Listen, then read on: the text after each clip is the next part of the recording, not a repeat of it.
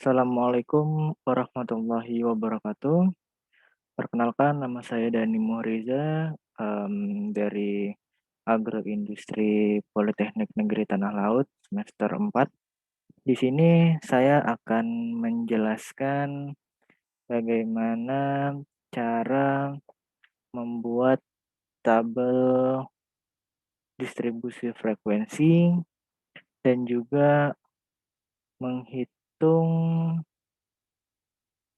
em,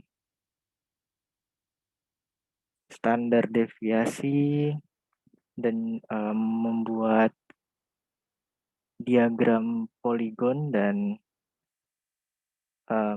histogram yang kemudian juga dilanjut untuk menghitung uji taraf nyata dalam sebuah tabel. Baik, di sini saya sudah ada punya data ya. Di sini ada 100 data. Oke, di sini saya akan mengcopy aja untuk seluruhnya. Nah, ini untuk langkah pertama kita akan mencari tahu dulu data terkecil dari seluruh data ini. Karena data terkecilnya adalah 20, di sini kita tulis saja 20. Kemudian data terbesarnya itu 139. Nah, ketika sudah dapat data terkecil dan data terbesar, kemudian kita cari rentang jangkauan. Itu rentang jangkauan simbolnya R, 139 dikurang 20 sama dengan 119. Jadi rentang jangkauannya itu adalah 119. Rentang jangkauan itu 119. Ini langkah pertama. Kemudian langkah kedua yaitu mencari banyak kelas. Ini disimbolkan adalah huruf K dengan rumus 1 ditambah 3,3 log 100. Jadi kita masukin aja rumusnya. 1 ditambah 3,3 dikali log ini 100 ya. Hasilnya 7,6. Nah, karena ini belum bentuk koma, kita bulatkan aja. Jadi yang mendekati adalah 8. Jadi banyak kelas dalam tabel ini adalah 8. Kemudian langkah selanjutnya kita akan mencari panjang kelas dengan simbol P dengan rumus 119 dibagi 8. Kita hitung adalah 14,875. Kita bulatkan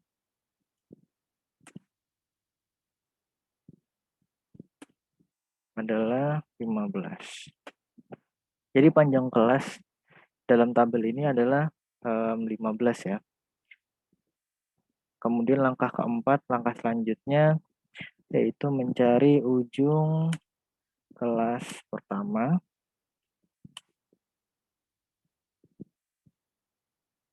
Sebenarnya ini untuk ujung kelas pertama ini bisa memakai 3 atau beberapa alternatif ya.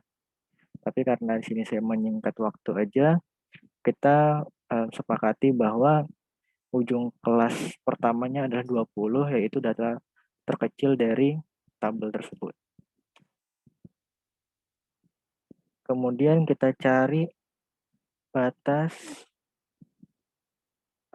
bawah dari kelas pertama tersebut adalah 20 dikurang 0,5. Hasilnya itu adalah 19,5. Kemudian kita cari batas atas kelas pertama, yaitu 19,5 ditambah 15, itu hasilnya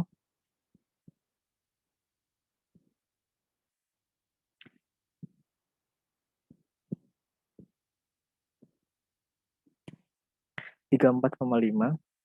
Untuk ujung kelas atas pertama itu 34,5 dikurang 0,5, hasilnya adalah 34.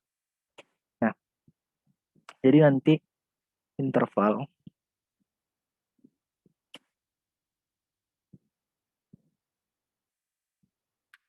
kelas awalnya itu dari 20 sampai 34. Ini berarti selisih 15 ya. Dari pertama sampai sampai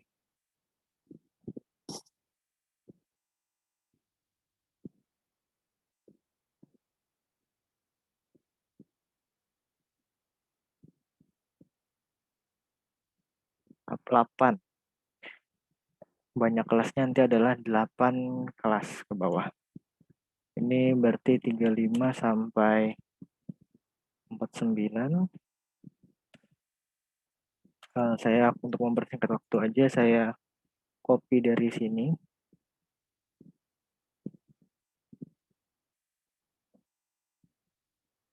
Oke.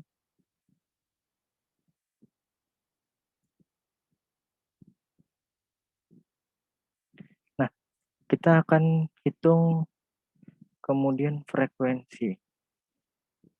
Frekuensi itu banyak data dari ujung sini sampai ujung sini. Semua data, ini ada 100 data. Kita hitung frekuensinya. Dari 20 sampai ke 34. Kita menggunakan rumus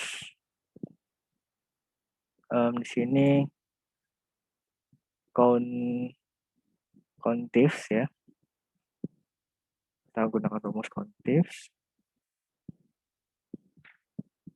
Nah, ini kita lihat dulu. Di sini kita blok aja ya. Kita blok dari sini sampai sini. Dan ini juga sama dari sini sampai sini. Untuk mengunci pilihannya kita gunakan dolar di antara hurufnya.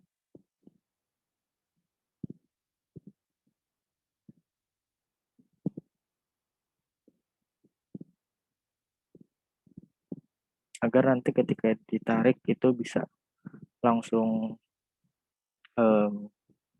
tidak terhambur ya.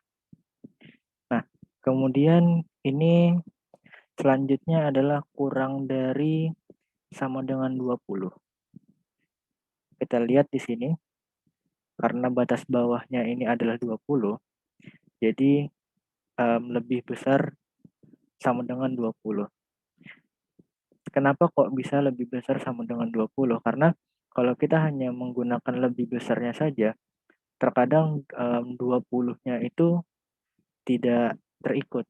Jadi berpengaruh pada frekuensinya juga. Jadi kita gunakan sama dengan juga di sini lebih besar dari lebih besar sama dengan 20 dan ini lebih kecil sama dengan 34. Baru kita enter, ini hasil 8. Kita blok semua. Di sini kita tinggal mengganti batas bawah kelas sama batas atasnya.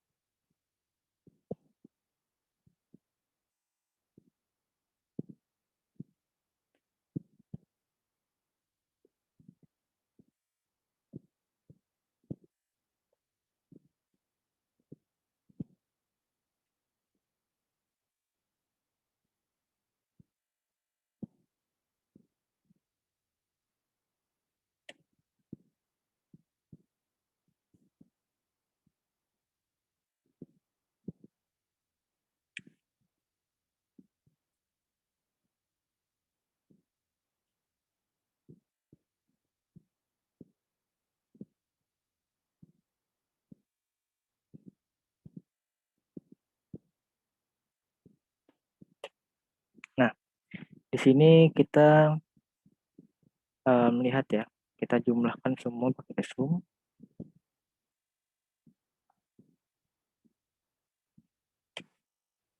Dapat hasilnya 100.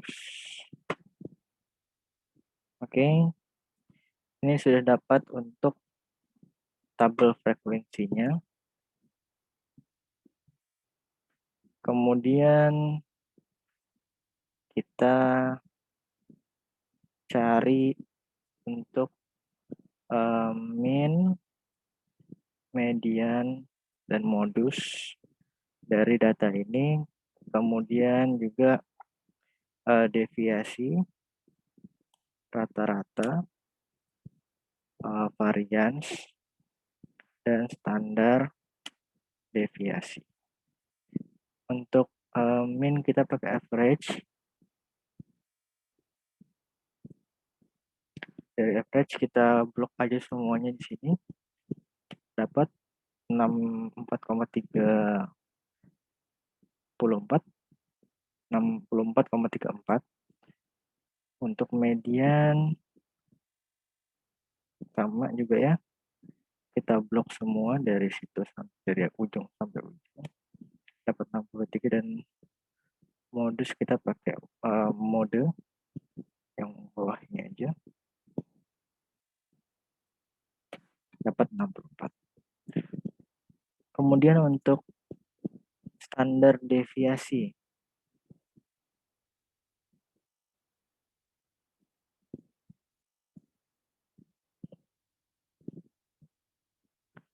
Kita pakai AVDEV untuk standar deviasi. Ini semua kita blok juga ya. Hasilnya dapat 18,954. Untuk varians juga sama. Kita pakai yang varians ini. Kita blok semua. Dapat juga. Ini pakai STDF, kita pakai yang ini aja. Hasilnya 24,43. Atau bisa juga kita pakai STDF yang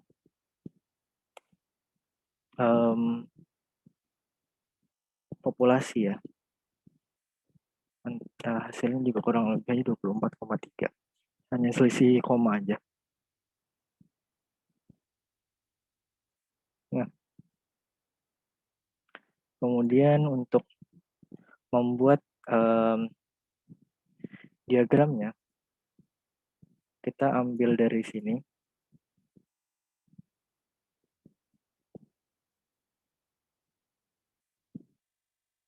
Dari frekuensi, kita coba log.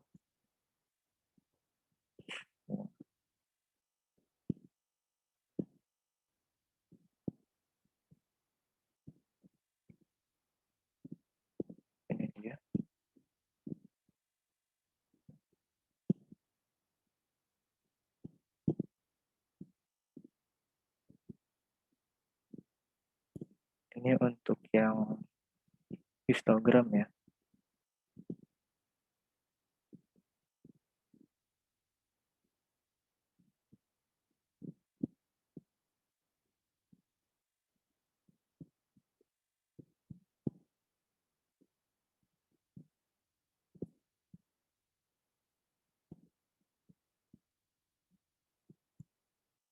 Kita ulangi aja dulu.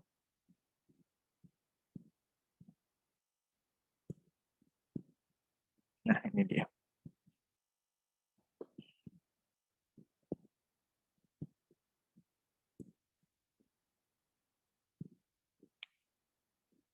Karena kita memakai dua dua diagram, histogram dan poligon, kita blok semuanya. Nanti hasil seperti ini. Kemudian kita rapatkan ya.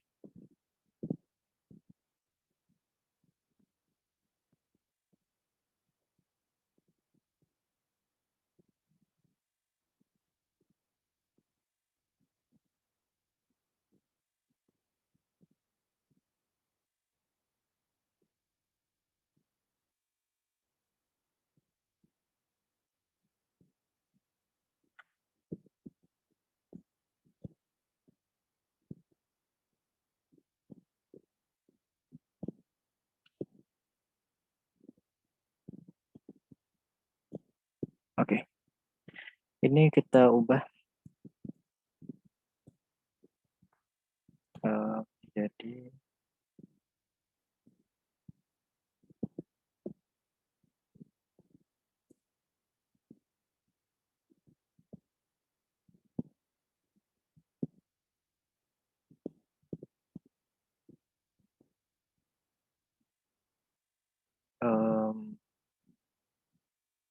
ini adalah diagram yang histogram.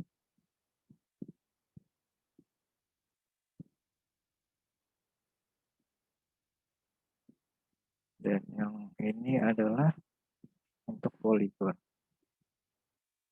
Oke. Sampai di sini selesai sudah untuk membuat diagram ya. Ini adalah frekuensinya dan ini adalah interval kelasnya.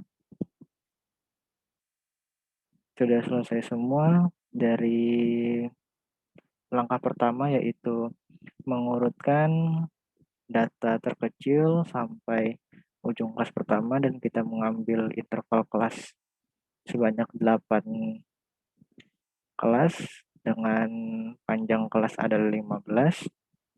Dengan frekuensi kita pakai countif tadi dengan rumus yang ini. Kemudian untuk menentukan min median modus, deviasi rata-rata, varians, dan standar deviasi, kemudian kita membuat diagramnya. Baik, di sini saya akan lanjut ke nomor 2 ya. Di sini ada 2 soal. Untuk satunya lagi adalah menentukan uji taraf nyata. Oke, saya akan stop share. Saya akan share screen baru. Ini saya sebenarnya sudah saya tulis. Oke. Di sini diketahui bahwa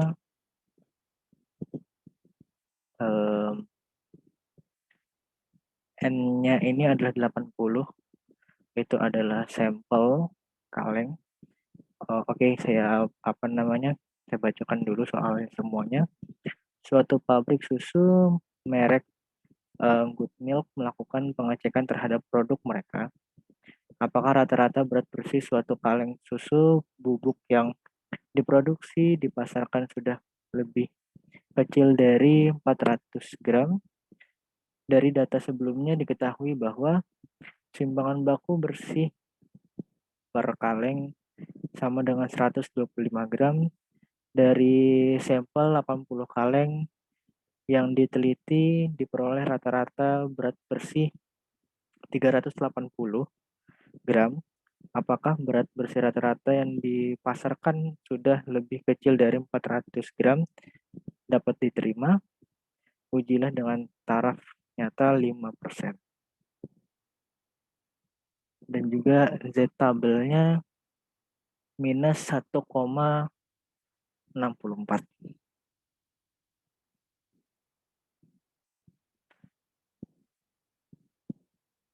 Baik, kita akan tulis diketahuinya dulu. Diketahui di sini adalah N-nya itu 8.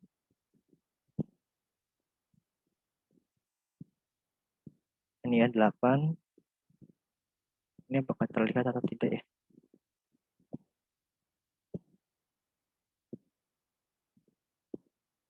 Oke.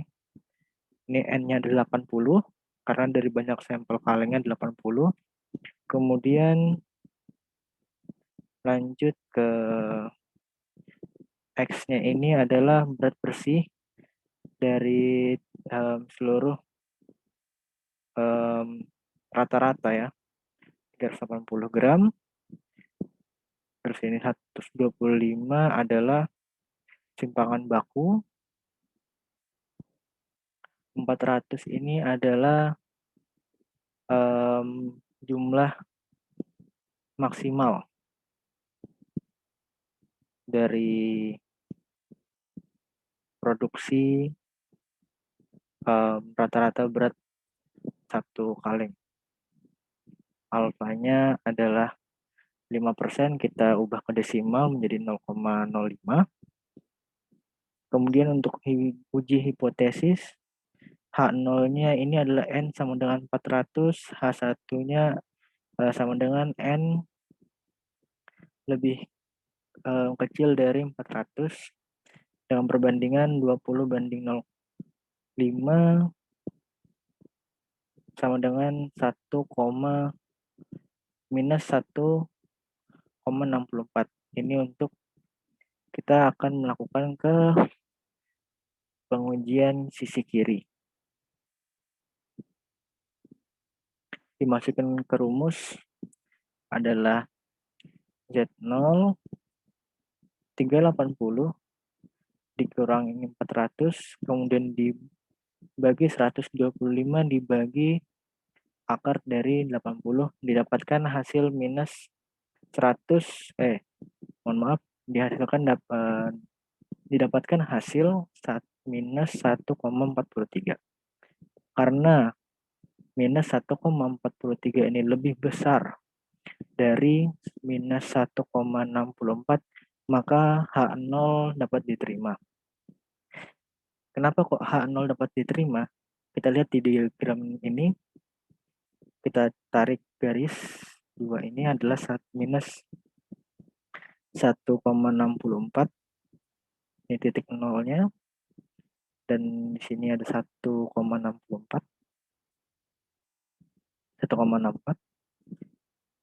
karena minus 1,43 ini berada di daerah penerimaan H0, makanya H0 dapat dinyatakan diterima. Mungkin sekian presentasi yang dapat saya sampaikan untuk ujian tengah semester statistika. Mohon maaf jika ada salah dalam penyampaian dan juga mungkin ada yang kurang jelas dalam penyampaian. Sekali lagi saya mohon maaf. Terima kasih sudah menonton. Wassalamualaikum warahmatullahi wabarakatuh.